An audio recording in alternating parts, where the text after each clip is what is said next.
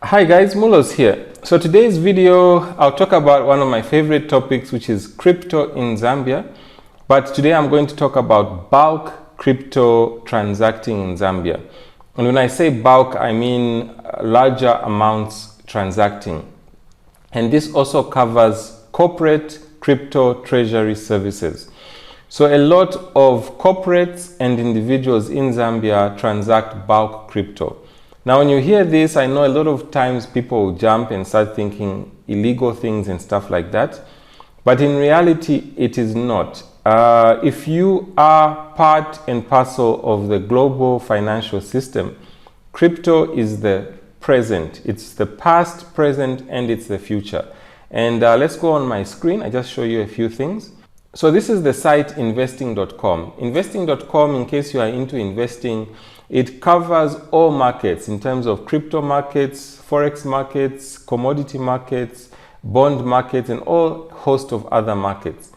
And here, investing.com monitors the main cryptos out there. As at right now, they are monitoring 9,789 cryptocurrencies. This number goes up and down depending on market variables and the likes. And as at right now, of all these 9,789 coins that they are monitoring, the market capitalization is $3 trillion. $3 trillion is no pocket change. That is $3,000 billion worth of value of all these crypto coins. Whether you like crypto or not, the simple fact is that there is $3 trillion in all these crypto coins. Then if you look at the 24-hour volumes that have changed hands, this is $81.61 billion. This was a slow day. Sometimes it goes over 100 billion, sometimes it goes to as low as 50, $40 billion, changing hands every day. This is maybe 3 to 4 times the Zambian economy, changing hands every 24 hours. So whether or not you like crypto or not, this is the true nature of things. Crypto is here, whether it's here to stay or not, that is irrelevant. The bottom line is that crypto trades $81 billion a day based on yesterday's volumes. Then the last thing while we're here, we'll just look at which cryptos. Okay, we can look at the top 10 cryptos. So the top 10 cryptos, you've got Bitcoin, Ethereum, Tether, XRP, which is Ripple, BNB, Solana, USDC, Polygon, Cardano, and Tron. These are the top 10 cryptos by market capitalization. Now, what really matters is the top cryptos by transaction volume. So we're going to come here under volume 24-hour, click on that, and it's going to arrange them according to the cryptos transacted in a 24-hour period. And number one is USDT. This is a stable coin. Ideally, it's 1-to-1 to the dollar. This is the most traded cryptocurrency. Even in Zambia, it's the most traded cryptocurrency. So in a 24-hour period, USDT traded $60.29 billion worth. So this is, I know a lot of times when you just read about crypto, you're thinking money launderers, drug dealers, gun smugglers, and all these other things. No, this is banks, financial institutions, businesses, musicians, artists, entrepreneurs, business people, commodity traders, crypto traders, a whole host of people, businesses, and entities were trading USDT in a 24-hour period, 60.29 billion. I won't act naive or say that there are some illicit money flows in crypto, but there are more illicit money flows through the standard brick and mortar banking system. Crypto, all financial systems are corrupted to some extent, a small extent, by illicit money flows. It's the way of things. People do greedy things and take part in crimes. But all that said, the bulk of transactions in banks, in crypto markets and all, they are genuine, straightforward transactions. So don't just jump to the horror stories about crypto. Look at it from the practical, realistic side of crypto. Now, as someone who transacts crypto on a very, very regular basis here in Zambia,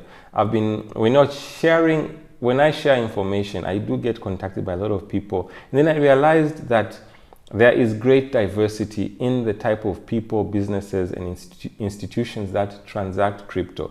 I've been contacted by all nationalities, all races, all walks of life of people, you know.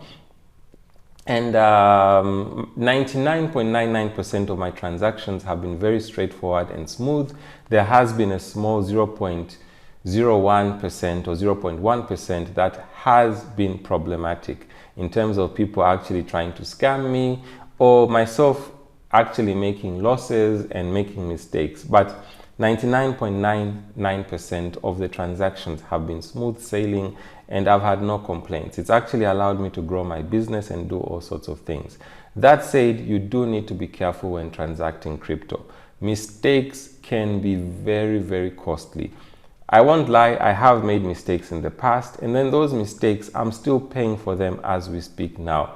I've had to enter into payment plans just to sort of normalize and come out of those problems that I did encounter. And those problems, rather than make me stop transacting crypto, have actually made me sort of reinforce my structures, policies, you know, KYC onboarding, and a whole host of other things. So I will not lie to you, crypto is 99% smooth sailing, but there is that risk of, you know, the 1% or 0.1% risk that problems could arise. So you don't go into crypto assuming that you're just going to have a breeze. There could be problems, challenges, and all. It does have a reasonable learning curve, but if you rush, it can have a very steep learning curve that will actually have your fingers burned. That said, now we talk about corporates and bulk crypto transacting in Zambia. So when I started my crypto journey, I assumed that the transaction volumes were very small and, you know, and all. But over the years, the volumes have been going up. And I've come to realize, especially from my YouTube videos, a lot of people do reach out, corporates, institutions, businesses, individuals, and a whole host of other types of business, of entities and individuals. And I have been increasing my transaction volumes. I've been dealing a lot more with corporates, and full disclosure, I'm an over-the-counter trader with Yellow Card. So Yellow Card, I trade with Yellow Card every day. I buy and sell crypto to and from them, and then I also buy and sell crypto to and from a lot of other people. So I just want to mention that I will talk about Yellow Card in this video. So just look at it that there is a little bit of pro-bias towards Yellow Card. Yellow Card has allowed me to grow my business significantly. So I am actually a fan of Yellow Card. And that might cloud my judgment a little bit here and there. But basically, Yellow Card, they're good people, very good business, and I've worked with them a lot. So over the years, I've ended up dealing with a lot of corporates, local corporates, international corporates, and I've dealt with people from as far away as the Philippines, Brazil, you know, Bahrain, Finland, Australia, New Zealand, South Africa, Malawi, DRC, Angola, Rwanda, Ethiopia. So based just off of my YouTube videos, so a lot of people contacting me have been corporates, individuals, and the likes. I have digressed a little bit here and there, but it just basically taught me one very, very simple thing, that corporates do transact crypto a lot. And a lot of corporates outside of Zambia and even within Zambia have treasury departments that handle their crypto exposure, crypto transacting, and all. So in case you are a corporate and you are trying to navigate the crypto environment in Zambia, just know that you are not alone. There are systems in place that can help you. You don't need to get your fingers burned. You can get your fingers burned. Mistakes do happen, problems do happen. I'm living testimony of that. And then I'm also living testimony of the fact that when mistakes and problems do happen, you can overcome them and improve upon based off of the missteps that have happened in the past. As long as you try to avoid repeating the same mistakes again, you should be good. So all that said, that's the intro to that. Now let's talk about where you can actually transact crypto. So again, before I get into this, one, I'm going to shamelessly plug myself. I do transact crypto. I'm a crypto broker. I can match you if you are a bulk buyer or bulk seller. I can match you with the bulk with the other side. In case you're buying, I can match you with a seller. In case you're selling, I can match you with a buyer. Or I can outright purchase or sell on your behalf or transact with you direct. So that said, I need to mention that. Then, of course, I also need to mention that I am going to talk about Yellow Card. And then Yellow Card, I transact with them every day. I've made content for them in the past, and the links that are going to be in the description for all these platforms are affiliate links. So if you sign up with any of these platforms, it will help my channel. So now let's start with the first platform. I will just go on my computer screen. Okay, because of a lot of inquiries and all, I ended up doing my own site called blockchain.co.zm, where I hope to share all information about blockchain in Zambia, within the South SADC region, and even beyond. I'll just be sharing all things crypto here, and then I'll try to share the resources and all. And once in a while, I will try to do some lessons and all that stuff. Then just before I get to this, I need to mention something. One, guys, I do not do crypto mentorship. There are a lot of resources online where you can learn about crypto. If you want to learn about crypto, there are enough resources out there. I do not do mentorship. I'm not a crypto mentor or anything like that. I'm a cryptopreneur. I transact crypto. I buy, sell, send, receive, trade crypto. Mentorship, I have family, I have work, I've got obligations and commitments. I do not have the time to mentor anybody on crypto. I hope it doesn't sound rude, but that is the truth. Then the second thing, a lot of people watch my videos and want to get in touch with me. And they always start with a hi, hello, how are you? I do like people being polite and all, but please do get to the point. If you're going to contact me, you can say hello and then get to the point. I've watched your video on ABCD. I would like to know XYZ. I would want to, just get to the point so that I can reply you and we keep it moving. If you're going to be just saying hi, hello, how are you? I might have to ignore those messages because I get a lot of those messages. All that said, whatever I'll be sharing about crypto will be on my site, blockchain.co.zm. And then on blockchain.co.zm, I do have my crypto calculator here. So here I'm going to be sharing the daily rate. So today I was buying crypto at $26.85 equivalent and selling at 27.65875. That's a kwacha dollar equivalent. For USD transacting, I was buying at 0.985 and selling at 1.015 per USDT. There are occasions that I actually do transact South African Rand. You see that the spread is a little bit wide, and that is because one, we're in Zambia. So to send or receive Rand, there are a lot of exchange markups that the banks and other financial institutions do charge. Then on this, I've put in a calculator. In case you want to buy USDT, you can just put here, I want to buy. You can say I want to pay with Zambian kwacha, USD, or South African Rand. In case you want to pay with kwacha, you can put there. Then you put in the kwacha amount, which is maybe, let's say for instance, 150,000 kwacha, and then you calculate. So it's going to tell you that buying for, I put a 1.5 million. So you want to buy 1.5 million USDT and pay 488,125 kwacha. So this was just a mistake. This one is always going to tell you the USDT amount that you want to buy.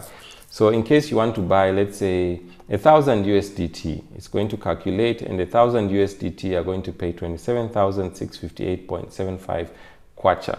All right. So this here, you can always do this. In case you want to sell USDT, you've got 20,000 USDT which you want to sell, and then you want to receive USD. You can put in here the USDT amount that you want to sell. Then you can calculate, and it's going to tell you that for 20,000 USDT, you're going to receive $19,700. So this, I'll talk about the currencies that you can transact crypto in Zambia later on in this video. So this is my platform, blockchain.co.zm. You should check it out. You should give me feedback. And in case you are a corporate or bulk transactor, we can transact on this platform. I will have to onboard you. I'll talk about the onboarding process at the end of this video. The next platform we're going to go to is Yellow Card. Now, Yellow Card people have a love-hate relationship with yellow card. If you are going to transact crypto in Zambia, you most likely need a yellow card account. You cannot escape that. Yellow card is the only crypto exchange that is active in Zambia at the moment. There have been other crypto exchanges. There have been Luno, and then there was also Valor. These were South African exchanges that were active in Zambia at some point in time. They have both left. I had a Luno account, I had a Valor account. I've had so many accounts that I've used, but eventually it gravitates or pushes you to yellow card. And then, like I said earlier, I have worked with yellow card in the past. They have sponsored some of my videos. I still work with yellow card in the present. I'm an over-the-counter trader with yellow card, which means I do bulk purchases and sales on a daily basis with yellow card. They are good people. It's a good organization. You may have some issues with them here and there, but truth be told, I have issues with every crypto platform that I use. There's no perfect platform out there, apart from blockchain.co.zm, which is mine. But anyways, there's no perfect crypto platform out there. There will always be something that you do not like. Whether it's the KYC, onboarding and verification, whether it's the payment methods, whether it's the payment time frame, or whether it's the limits that they impose upon you and all. So with yellow card, it's very, very straightforward. You can open an account, you need to verify your ID, verify your proof of address, and then you know it has got tiered transaction limits. The more you want to transact, the more you have to verify. All exchanges do that. There's no exchange where you can just open an account and start transacting $1 million kwacha or $1 million. No. All of them basically have KYC, anti-money laundering, and all these other types of safeguards to prevent illicit money flows. Whether it's yellow card, Binance, Bybit, CX, whichever platform you can think of. Some platforms will tell you that they are anonymous and all, but you actually don't know whether that platform is owned by the CIA, OP, or whichever other spy organization out there. You know, we're just acting on faith that these platforms are legit and you're keeping your anonymity and your security in check. Whereas the exchanges like Yellow Card, they do conform to a lot of laws. Yellow Card has to conform with Zambian financial laws. They have to conform with Bank of Zambia regulations, tax regulations, and a whole host of other things. So anyways, with Yellow Card, you can actually be able to transact. So I basically transact USDT. I do transact Bitcoin, Ethereum, and all these other things. But basically, I transact based off of the dollar rates. So here, in case we look at USDT, today Yellow Card is buying USDT at 27.50, and they're selling at 26. My bad. So Yellow Card is buying USDT at 26.71, and they're selling USDT at 27.50. So in case you want to transact today with all this market volatility, these are the rates that Yellow Card have. In terms of the coins that Yellow Card can transact, they do transact quite a number of coins. The number has gone up. And this has been one of the complaints people have had, that Yellow Card does not have enough coins. And you need to understand it from a practical perspective. A lot of the coins, they're like 9,000 plus coins. If Yellow Card were to have all those coins, and then you transact one coin today, the Mulos coin, today you transact it, and then tomorrow the Mulos coin is gone, you are going to make a lot of noise. You'll be writing think pieces, you'll be calling in radio talk shows, you'll be saying all sorts of things about Yellow Card. And so what Yellow Card does is they transact the coins with enough market reach, enough liquidity, and the ones which are guaranteed to still be there tomorrow. Terms and conditions do apply, because some coins have disappeared spectacularly, but Yellow Card tries basically to just trade the most popular and the most liquid coins, so that you don't have issues of you want to transact today, then tomorrow it's gone. So Yellow Card is highly recommended by me. Now the next platform you can transact cryptocurrency on is Binance. So Binance, there are 272 million users on Binance. So this is like, is it 10 times the population of Zambia are on Binance? 10 and a half, maybe 10 and a quarter the population of Zambia. 10 10 times or 12.5 times the population of Zambia are users on Binance. It's the world's largest crypto exchange. You can do so much on Binance, and then you can also do so little on Binance. There are a lot of things that you can't do, like using your Zambian card or transferring money from your Zambian bank, and a whole host of other things. Now, with Binance, if you come here under trade and you go to P2P, which is peer-to-peer, you are then going to see Zambian traders. You know, there's a whole community of Zambian traders on Binance. So you're going to see here, this one with the lowest crypto price right now is selling at 27.74. And with Binance, you need to look at a number of things. One, there are three things you need to look at. I would start from left going to right. So the first things first, you need to look at their success rate and also their thumbs up rate. So this one has done 22 orders and their success rate is 100%. So 122 orders means that this is a relatively new trader, or they haven't traded that much. The next one has done 344 orders with a 98.2% success rate or completion rate and 100% thumbs up. So you're looking at here, so you know what you really want to check is you want to check traders like this one who's done 3,623 orders and they've had a 98.5 success rate, 99% thumbs up. So you're looking at traders who you know, okay, this person knows what they're doing and all. Then the next thing you're going to look at is the rate. What rate are you buying your crypto at, your USDT at? So it always starts with the lowest and then works its way up to the highest. So if we go here to the highest, someone is selling at 28.50. They have even done, is that the last one? Let me just go to the last one, sorry. So here you have got someone selling at 34.87. They actually have had 48 orders and they have a 100% completion rate. So this one here, it tells you that the crypto markets are crazy. Yeah, you've got reasonable, close to market rates, and then you've got abnormal rates at the end. This is if you want to buy crypto. Now, if you want to sell crypto, I'll come back to something, this middle column and the last column. Now, if you want to sell crypto on Binance, you're going to find something extremely similar to the previous one.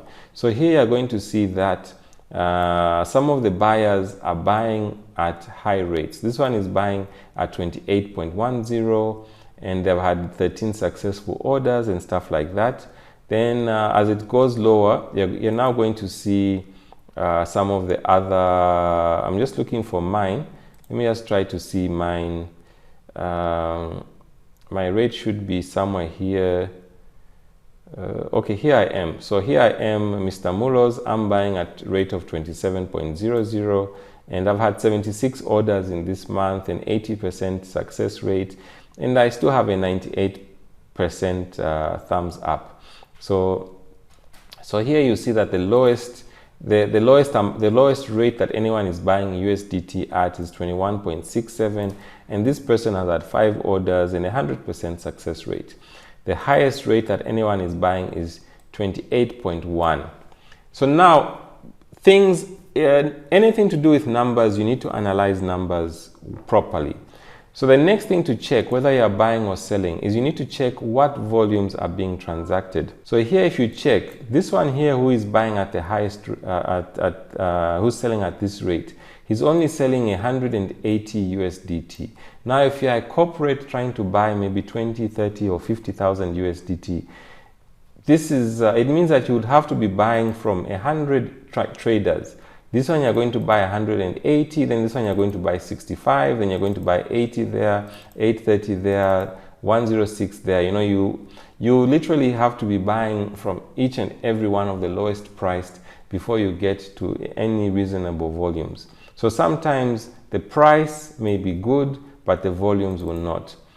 Then the next thing you need to look at is what are the payment methods. If you are a corporate, I assure you that you don't want to have 1 million transactions in your Airtel Money, because you still need to receive in Airtel Money, then move to bank. So you need to look at the payment options. So here you've got, this one is only receiving Airtel money, Airtel money, Airtel money, Airtel money. This one is receiving Airtel, FNB, e-wallet, and MTN money.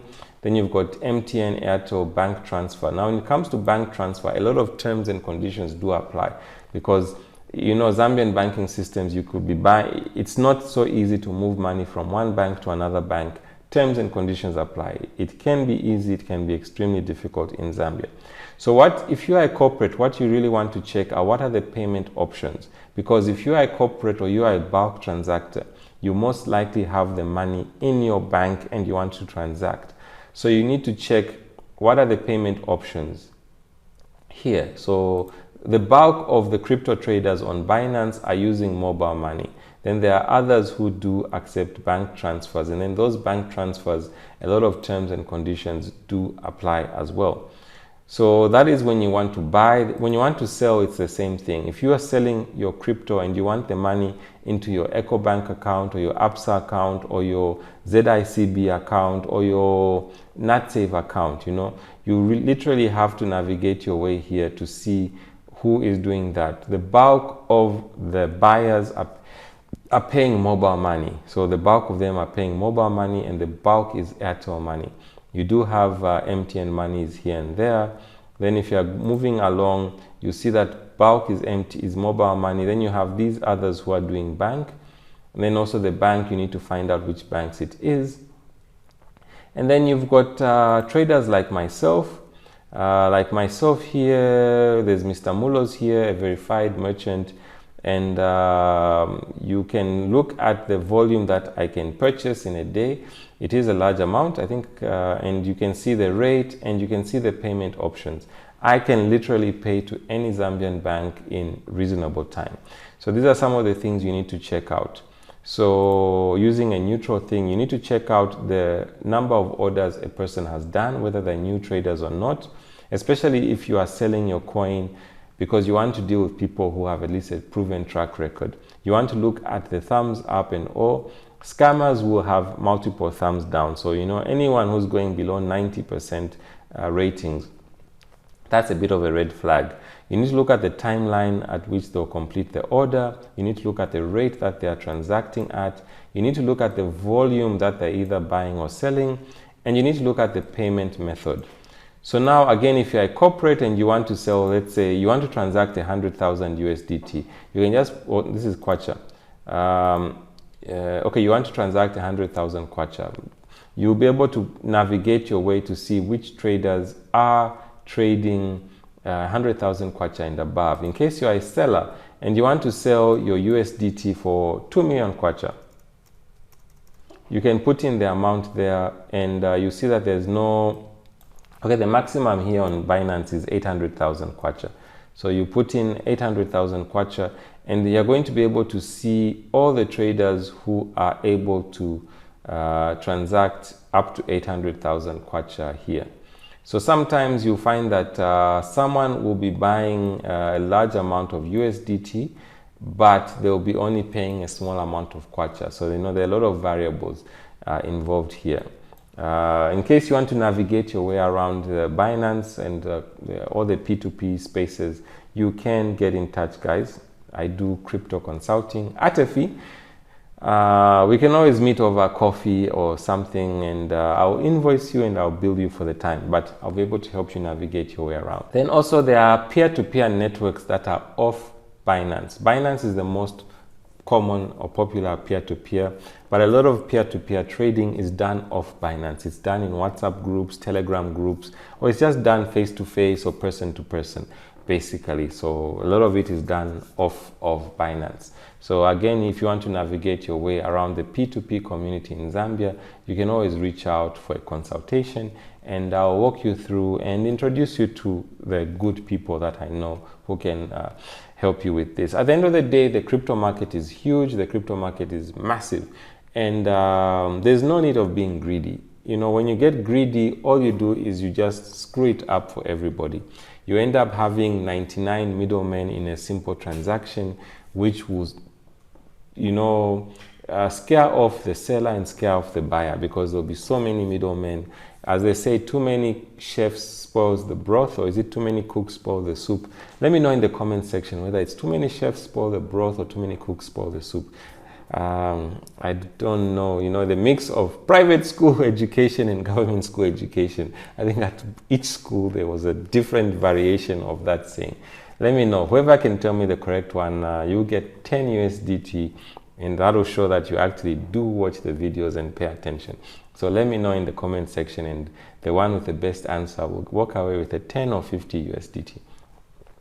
So anyways, next up we are going to cex.io. So cex.io is a large crypto exchange in America. So again, full warning and disclaimer, CEX is American. American systems in Africa are extremely problematic. CEX is a great platform. I use it. I transact on it quite a bit, but it is American. So whenever you hear anything is American, just know that America, one, if you watch the news, every other day or every other day, there are new sanctions being imposed in America against companies, entities, individuals, countries, institutions, you name it, every single day. So American companies have to navigate their way around US sanctions. So you find that what works today will not work tomorrow, what doesn't work today will work tomorrow, and you find that there are so many restrictions and stuff. If your name sounds like the name of somebody on an entity list or a sanctions list, you can just find yourself like me. I'm Mr. Mulos, then there's a Mr. Mulos from Spain or Brazil or South America who's on a notorious drug dealer or something. You can find that I just get jammed for something that I don't know anything about. So I need to warn you in advance, especially if you're a corporate and you want to deal with CX. It's a great platform, but just be prepared for having your funds frozen at any point in time while they need further information. So why I mentioned CX? Binance has P2P cash out. You know, in case you've got crypto and you need to cash out, Binance has that. CX has cash out to cards, Visa Direct mostly, and also has cash out to bank accounts, so it can wire the funds to your bank account in Zambia. A lot of terms and conditions also do apply, because if you are a Zambian entity here receiving funds from a crypto exchange, in America, you know, these payments are routed through intermediary banks and the like. So it can just get flagged as suspicious anywhere along the chain before it reaches you. So you could receive your money in relatively fast time without problems, or you could go through a nightmare of having to verify and prove that the funds are not illicit and all that other stuff. But for the sake of transparency, I need to let you know where you can actually transact, how you can transact. So to recap, you've got blockchain.co.zm. Extremely simple. Just get in touch with me. I onboard you. I help you navigate your way around as a bulk buyer or seller. And if I can't handle you, I'll direct you to which platform you can use for your specific needs.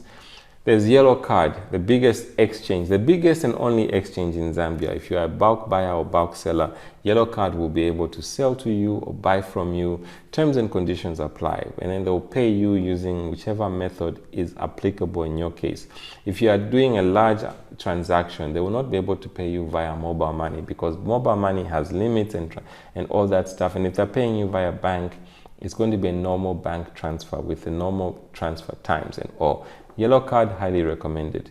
You've got Binance. So Binance is very, very good, but you need to know how to navigate your way around it. And 99.99% of the people trading on Binance are good people. I've met friends and built good business relationships and all on Binance, but they have scammers on Binance. I have been scammed a few times. I thought once would be the last time I was scammed, but I have been scammed about 3, 4, 5 times. And some of the scams have been very elaborate. Some of them have just been basic, run-of-the-mill, simple scams. And then some of them were where I sold crypto and received a payment from somebody's wallet, and that wallet had been flagged, and my mobile money account got restricted. So if you're going to be a corporate selling on Binance and receiving mobile money, just know that you could receive money that is flagged and that could have your wallet and account frozen. So you need to be careful. Otherwise, but that said, 99.99% of the traders on Binance are very, very good people. That is why when you're trying to trade on Binance, the experienced traders will have a list of disclaimers. They'll say they don't pay to third-party wallets, they don't trade with people trading from outside the country. Some of them will ask to see your ID and statements and other stuff like that. There'll be a lot of things there just to protect themselves. And then also, if you're going to trade on Binance, whatever you do, keep your conversation within Binance itself.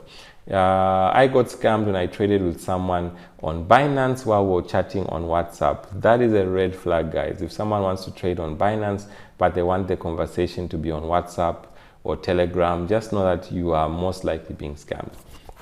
It happened to me. There's no need, guys, I will not lie. There's no need of not talking about the bad of things. I have faced the bad so that you don't have to. You know, you don't need to get scammed the way I got scammed so that you learn a life lesson. No. You can learn a life lesson by me telling you how I got scammed so that you avoid getting scammed. Then next you've got CX. CX, like I said, is a great platform, but CX has frozen my account more times than I care to count. Sometimes it's just taken a few minutes to have it unfrozen, and the longest time it took almost a year to have my account unfrozen. The reason I had my accounts unfrozen is because at the end of the day, CX is a very valuable exchange to have on standby. Now let's talk about some other things. I am a very compliant trader. I file my tax returns and I pay my taxes. So everything I do is routed through the banks. So when I talk to people and people ask me, you trade through your bank, aren't you scared of FIC, ZRA, DEC, or any of these other things? I look at them with shock because one, guys, I am trading legally in Zambia. Okay, I trade with corporates, I trade with big businesses, I trade with everybody. And I have got no fear of using my bank accounts to transact because at the end of the day, I'm doing an honest, legit business and I'm paying taxes on that. Yes, the volumes are high, and I have been visited by ZRA over my high volumes. I think one bank reported me to FIC. FIC reported me to ZRA. ZRA gave me a tax assessment, which I went to discuss with them and dispute, and then we reached an amicable resolution of that. They did check my tax account, and so that I was paying taxes. I had my records more or less up to date. And if you're keeping your records up to date, if you're paying your taxes and you're doing legit business, guys, why would you want to be sleeping with money under the bed? Zambian banks are good, they're professional, and they are safe.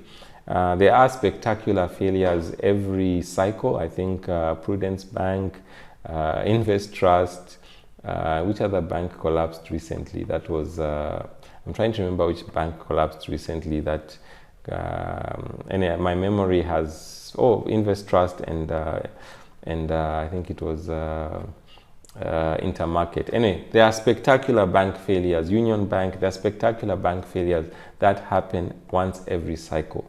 But at the end of the day, most of the Zambian banks are secure and all.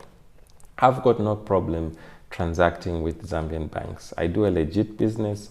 If I'm asked for anything, I do have the additional paperwork to support that. So that is the thing you need to realize. Crypto is perfectly legal. What is not legal is not paying your taxes, guys. So if you're going to be receiving high volume funds into and out of your account, at some point in time, you will be caught up by ZRA and you need to prove that your income is business income or not, and you also need to prove that you've been paying the taxes on that or not. So in my case, in terms of compliance, I am compliant. Every month I report my taxes. Just for a fun note, I'm actually supposed to be on income tax, and because ZRA changed the tax threshold from 800,000 kwacha turnover tax threshold to 5 million kwacha. So I was supposed to move to income tax and pay my taxes accordingly, but then I'm still stuck in turnover tax because of the glitch in the ZRA system. I've been working on that. So in case you're a crypto trader, the best tax type to be on is income tax, because income tax, you pay tax on profit. So income with turnover tax, you're going to have a situation where you have got 1 million kwacha inflow into your account and a 995,000 or 950,000 kwacha outflow from your account, meaning that your net income is 50,000 kwacha or 5,000 kwacha. And then you're supposed to pay tax on that. Now, when you're on turnover tax, turnover is treated as all the inflow into your account and not the net income from the transaction. So that is something that I've been battling with ZRA. I'm literally trying to switch to income tax so that I can report correctly. But in the meantime, I'm still reporting under turnover tax and all. So you do not need to fear FIC, ZRA, DEC, or any of these other law enforcement organizations, as long as you are doing your business properly, you're trying to maintain records, and from time to time you will be visited by the authorities. So in my case, I transact kwacha and dollar via bank, and there are no problems so far because everything is above board, transparent and compliant. The most important is compliant. Now the next thing which is going to come is cash. How do you handle cash transacting? So there's nothing wrong with transacting for cash. Okay, it's relatively straightforward and all. The issues that come in are to do with risk. So when you're dealing with cash, there are risks involved. So a lot of people or clients will want you to go to their offices to transact for cash.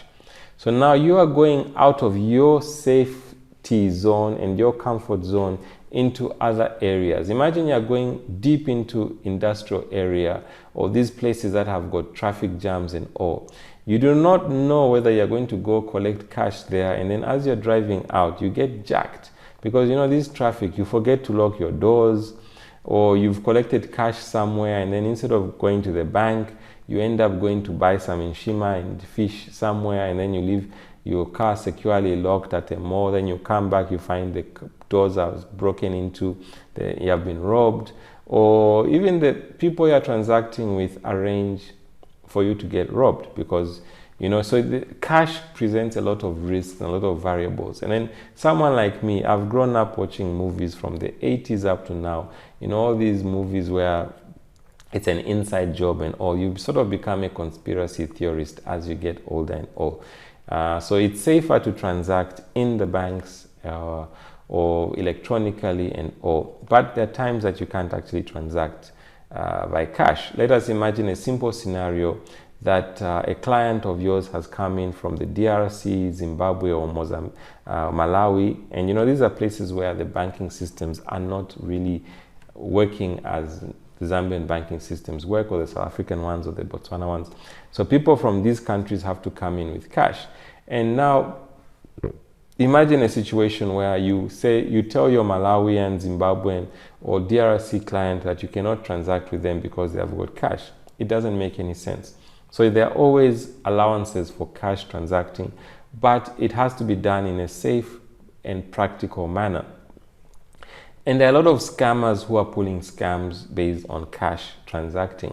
And one of the favorite things they want to do is they want, you know, where they want you to go into a bank. They'll even tell you like, let's meet and transact in a bank. And then they'll tell you something very, very senseless like, take a picture showing the cash. And then they'll also tell you that their agent needs to verify the cash. They'll count the cash, verify the cash, and then when they have verified the cash, they will process with the transaction. A lot of times these are scammers. How it works is you go into a bank with a lot of money. The agent there, while counting the money, says, no, they change the terms and conditions of that. What is going to happen, guys? You're going to walk out of the bank with that cash you have gone in with. And if you get jacked outside of the bank, who exactly has set you up or what has gone wrong? So you really don't know. So if you're going to deal with cash, even meeting people in safe spaces could be a setup, because they'll want you to go with cash into those safe spaces, and then they'll want to cancel the transaction while you're in that safe space, and then you will be feeling safe, and then you walk out of the bank with your money and as you're going home, you end up getting robbed, or as you're going somewhere, you end up getting robbed, or you can even get robbed. These things do happen. One really horrific incident happened to me at a bank in town. I got saved by a cop. I didn't go there with cash. I just went there with my laptop and my phones, and it turned out that there were scammers. And as I was leaving and walking away happily, I ended up hanging around town for a bit, and it turns out that the scammers had actually been waiting for me. They had hoped I was going to leave the bank immediately, and they jacked me. But I took my time, and then they ended up getting frustrated and rushed things. I ended up getting jacked and, put myself at serious risk. And this was in a very, very, very safe space. This was in a bank. When, hindsight is 2020, I did look at it and then realized that I'd been set up from the get-go and all. So when you hear people telling you like, no, for your safety, let's meet in a bank, or let's meet in a public place and all, sometimes they're just scammers trying to get you into believing you are safe, and then they'll rob you and all. So all that said, yes, I do transact cash. A lot of cryptopreneurs transact cash, but you need to realize that it's not going to be at your convenience. It's going to be at my convenience and my safety, or the other cryptopreneurs' convenience or their safety. Because at the end of the day, safety first, and you only have one life, and you don't need to get robbed or anything to learn a life lesson. So I do offer solutions for cash transacting. So I can't exactly share them here because some of these are IP and knowledge gleaned, learned and all over time. So I do offer these solutions in case you're looking for a solution on how you can handle your cash for crypto or crypto for cash. It's a very, very simple solutions that are safe, logical, practical, and feasible even within the Zambian context. So I am fundraising to buy that farm in the off Leopards Hill Road, and then I'm also fundraising to clear off some of the losses that I've made throughout my crypto trading journey. So sometimes, I share most of all the information, but there's some information you do need to keep for yourself so that you maintain your edge, your competitive edge over other competitors. Yeah, so cash does work. Then the next one is in terms of dealing with international entities. So Zambia is a landlocked country, but I know we're now calling it land-linked. And Zambia is like the center or the hub of a lot of other countries. If you are moving from South Africa or Zimbabwe to the DRC, you have to pass through Zambia. If you are moving from Malawi to Angola, you have to pass through Zambia. If you are moving from DRC to Botswana, Zambia is basically the hub of a lot of things. And then also because of our banking and financial systems, you find that we have innovations that other markets do not have. So a lot of foreign entities from the sub-region and around, even outside, do come to Zambia to find solutions on how they can make payment or receive payment to or from any of our neighboring countries. So these are things that I've learned along the way. And this is why I talk about the bulk transacting and the corporate crypto treasury services. So there are a lot of solutions out there in case you want to transact with any of the neighboring countries, receive or send to any of the neighboring countries. So they're very, very simple workarounds. At the end of the day, as I've been dealing with the crypto space, is that the crypto space is highly fluid. And then the people in charge of regulating and setting laws and all, they are maybe a couple of steps behind. And a lot of them do not actually transact crypto. So a lot of them, when you talk to them, they're talking about Web3, blockchain. They're talking about things in the distant future or the distant past. A lot of them are not actually present with us. They are either thinking long-term or they're thinking in the historical terms. So sometimes there's a disconnect between regulators and authorities and actual cryptopreneurs here. And then, a lot of them are also thinking about crypto as means of illicit cash flows and all. So I'll just ask here, anyone watching this, you can have even a 50 USDT reward. If you talk about the spectacular corruption or financial crimes in Zambia that happen, how many of them have actually involved crypto? You find a lot of them, of all the corruption cases involving our politicians or parastatal heads or former security personnel or any of these things, how many have actually involved crypto? It's practically zero. You know, it's less than 1%, if at all. Most of the cases that we have involve cash, involve mobile money, involve bank and all. So while crypto does get a very, very bad rap, the actual bad rap is this traditional and standard financial systems and setups that we have. So anyway, guys, I thought I would just share all these things. Let me know if there's anything that I need to talk about in a future subsequent follow-up video. Links in the description for everything I've shared, my contacts in the description. And remember, guys, if you're getting in touch, please do get to the point, whether it's a business inquiry, it's just a general inquiry, or you're just sharing love for the brother and the channel. In case you do love the video and you want to show support, I'll leave my wallet QR code and wallet address down below in case you want to throw some coin there. In case business inquiries, they're always welcome. But remember, there's an onboarding process. At the end of the day, everything I do is basically, this is a straightforward business. So there's a lot of onboarding, there's a lot of KYC, and there's a lot of safety that matters. I cannot just be, jumping in a car to travel to see you based on an expectation of receiving a large amount of money for crypto, or a large amount of crypto for money. It doesn't work like that, guys. We do live among scammers, we live among thugs, we live among robbers, armed and otherwise. So safety first and logic first. We cannot just be transacting based on a WhatsApp conversation. I need to know who I'm transacting with. I need to meet you, or I need to discuss with you, find out what your needs are, and whether or not we are compatible to trade or transact with each other, and then we can proceed. And all that said, guys, I am looking for the maximum amount of business I can do so that I can grow my business, recover from past losses and other issues. I mean, I won't lie, I have made losses. I continue the business because it has potential it does earn me decent income and all. But when you talk about losses, it's also so that you know that you should factor in risk in these transactions. There are a lot of risks that are there, and when you come for a consultation, I'll tell you all the risks that you may face in your crypto transacting. Thanks for watching, guys. I look forward to your comments, I look forward to your business, and I look forward to seeing you in the next video. Mulos, bye.